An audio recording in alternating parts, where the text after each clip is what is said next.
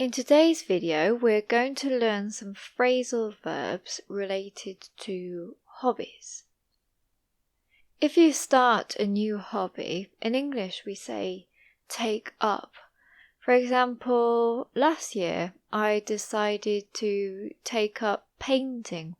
I went to a painting class once a week. Or I'm looking forward to taking up a new hobby this year. I'm interested in going to sewing classes. So we use take up to talk about starting a new hobby or activity. But if you learn something like a new skill or knowledge informally without putting much effort into it, then we say pick up.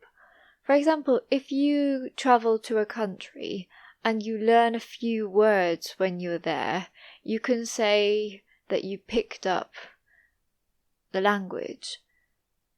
I went to Italy for 2 weeks and I picked up a bit of Italian.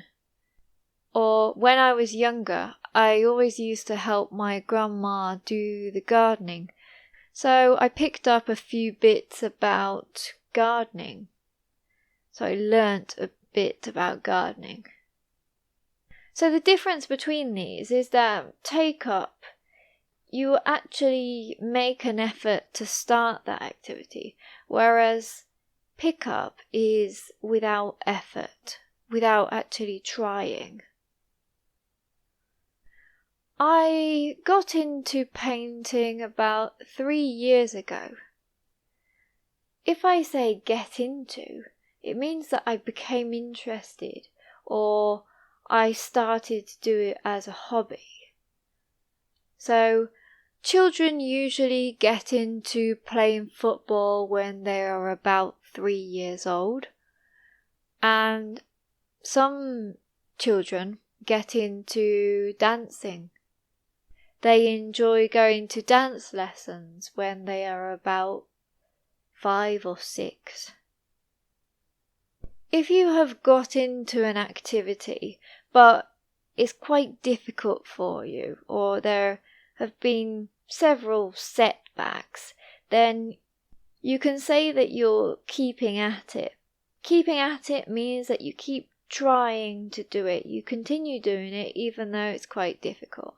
So for example, I've been learning Italian for a few years. I haven't got much time and I find it quite difficult, but I'm keeping at it. It's similar to work on. If you're working on something, then it means that you're trying to spend time improving that skill or that ability. I'm working on my Italian, but I'm not getting very far. Some people prefer doing activities and staying busy, whereas other people like to just hang out with friends and chill out at home. If you hang out with people, then it means that you spend time with them. And chilling out means to relax. So I like to chill out at the weekend. And some weekends I hang out with some family members or friends. We usually get together on a Saturday afternoon.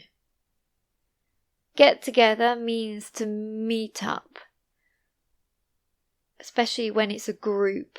So if a group of friends gets together, then it means that they all meet up. Sometimes I go to my friend's house, but other times they come round to mine. If you say that someone comes round, then it means that they come to your house. If a friend asks you, do you want to come round on Sunday? They're basically asking you whether you want to go to their house. It's always used for houses. You can't say, do you want to come round to the shopping centre? When you say the phrasal verb come round, coming to your house is implied.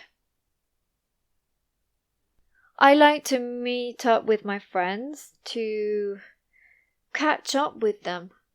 They tell me what's going on in their lives and I tell them what's up in mine. Catching up with someone means to get the latest news from them. You normally catch up with someone when you haven't seen them for a long time. So if you see someone every day, then you can't really catch up with them. It's more like every month or every 2 weeks, or even more. When people come round my house, we usually play a bit of football on the lawn. The lawn is the grass in the garden. None of us are actually signed up to football lessons or a football club, but it's just fun to have a kick around in the garden. Sign up to means that you have joined an activity or a club, for example. A lot of people are signed up to a gym and they pay monthly and they can go as many times as they want to that gym. You can either go to the gym and work out, which means to exercise, on your own, or you can join in, which is participate, in some of the classes which have about 30 people in them. Some people might be a bit embarrassed to join in, but they're great fun, and I'd recommend you try it out. Try out is to test something to see if you like it. By the end of the year, a lot of those people who had signed up to the gym have packed it in. Pack in means to stop doing a hobby or an activity. You can also pack in your job. For instance, he packed in his job to go and travel the world. There might be some people who love going to the gym and they stick with it. If you stick with something, it means that you continue doing something and you don't give up. So it's the opposite of packing in. It's good to stick with it, but it might be a bit difficult to keep up with the other people who are in your gym classes, or to just do everything that you have to do in your daily life.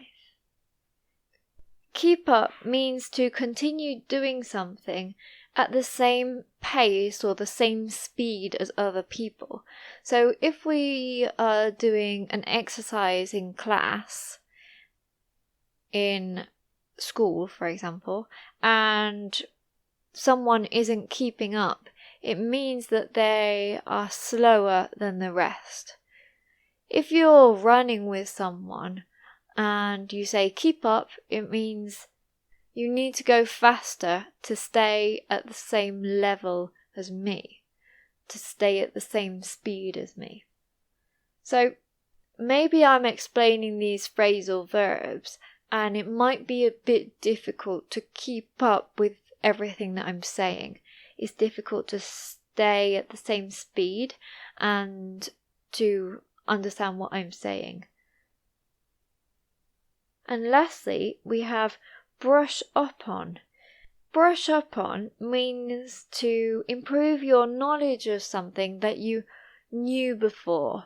So if I knew how to speak Italian 10 years ago, but I can't really remember it now, then I can say that I need to brush up on my Italian. You can't use this phrasal verb to talk about new knowledge. So, for example, I don't know German and I've never tried to learn German. So I can't say I need to brush up on my German because I didn't know it before. I've never known German. So you use this to talk about something that you used to know, but now you don't, and you need to revise it. Let's imagine that we're at the end of the year and we have studied the units 1 to 9, but I can't really remember the vocabulary of the unit 1, so I need to brush up on it because I used to know it at the beginning of the year, but I can't really remember it now, so I need to study it again. If these words were helpful, please give it a like and comment if you know any more hobby-related phrasal verbs, and subscribe if you haven't already. I hope you continue learning English and don't pack it in. Bye bye.